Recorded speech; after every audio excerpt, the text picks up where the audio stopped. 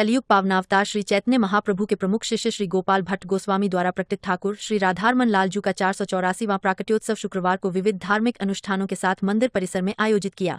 अपने आराध्य की मनमोहिनी छवि को निहारते भक्तों का उत्साह देखते ही बनता था।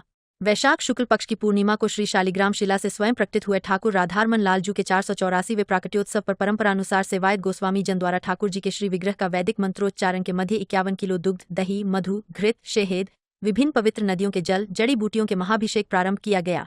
लगभग 2 घंटे तक महाभिषेक के उपरांत ठाकुर जी का नवीन वस्त्राभूषण धारण कराकर विशेष श्रृंगार किया गया। मंदिर परिसर को पीत वर्ण के कपड़ों से विशेष रूप से सजाया गया। मुख्य द्वार पर शहनाई वादन से वातावरण धर्ममय हो गया। हरिनाम संकीर्तन के साथ वैष्णव भक्त समूह द्वारा मंगल बधाई गायन किया जा रहा था। मंदिर सेवायत वैष्णवाचार्य पद्मनाभ गोस्वामी के अनुसार श्री चैतन्य महाप्रभु के 6 गोस्वामी शिष्यों में से एक श्री गोपाल भट्ट गोस्वामी जी दक्षिण भूभाग स्थित गंडक नदी में स्नान के दौरान श्री शालिग्राम जी शिला प्राप्त हुई थी, जिसकी श्री भट्ट गोस्वामी जी पूर्ण श्रद्धा एवं तन्मयता से पूजा सेवा करते थे। एक दिन गोस्वामी जी के हृदय में विचार उत्पन्न हुआ कि अगर यह शिला भी विग्रह रूप में होती तो वह भी अपने लाडले आराध्य का अलौकिक श्रृंगार करते। ठाकुर जी ने भी अपने भक्त की आर्त पुकार तत्काल सुन ली और स्वयं श्री विग्रह स्वरूप में प्रकट हो गए। तभी से वैशाख शुक्ल पक्ष की पूर्णिमा तिथि पर ठाकुर राधारमण लालजू का प्राकट्योत्सव परंपरागत रूप से मनाया जाता है। राधे राधे। अभिषेक के दर्शन तो हमेशा ठाकुर जी तो हमेशा बढ़िया रहते हैं, पर हाँ आज भीड़ बहुत ज्यादा है। अंदर बैरिकेड वगैरह में थोड़ी सी अव्यवस्था है, तो उसके वजह से भीड़ की बहुत समस्या तो है ही, और वो थोड़ा मैनेजमेंट का थोड़ा सा इशू है। पर वैसे ठाकुर जी तो चकाचक रहते हैं, सबको आनंद दे रहे हैं। आज मौसम भी एकदम ठाकुर जी के पूरा स्वरूप पकड़ के एकदम बढ़िया चल रही है। ऐसा क्या मनोकामना मांगी आपने ठाकुर जी के? मनोकामना बस जितनी सेवा हम दे पाए उतनी सेवा देते रहे ठाकुर जी।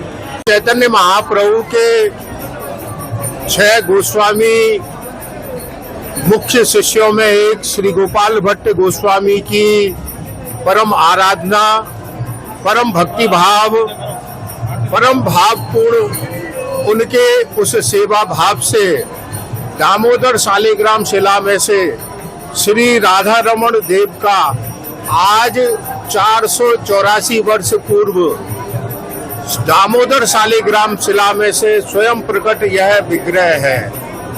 तो उसी के अनुरूप श्री गोपाल भट्ट गोस्वामी के समय श्री रूप गोस्वामी, सनातन गोस्वामी आदि 6 गोस्वामियों में से अन्य प्रमुख गोस्वामी गण आकर वैशाख पूर्णिमा को श्री राधारमण देव के इस महाअभिषेक का आयोजन किया करते थे।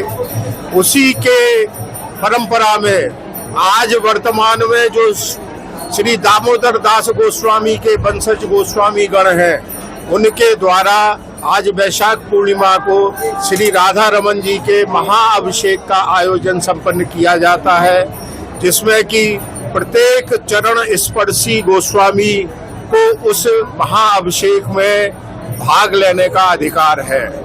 आज लगभग 5100 किलो दूध से श्री ठाकुर राधारमण जी का अभिषेक हुआ, लगभग 200 किलो दही से अभिषेक हुआ, लगभग 21 किलो घी से अभिषेक हुआ। इसी प्रकार शहद और शर्करा से भी ठाकुर जी का अभिषेक हुआ। इस अभिषेक के अवसर पर विभिन्न प्रकार की वन औषधि, विभिन्न प्रकार की सामग्री, जिनमें वन औषधि, महौषधि, सर्वौषधि, बीजाष्टक, सुमंगली, केसर, कपूर आदि विभिन्न प्रकार की औषधियों से श्री ठाकुर जी का अभिषेक संपन्न होता है। गर्मी से राहत देने के लिए भी कुछ उपयोग किया जाता है। ठाकुर जी के चारों तरफ खस की टटिया उनके गर्भ मंदिर में लगाई जाती है।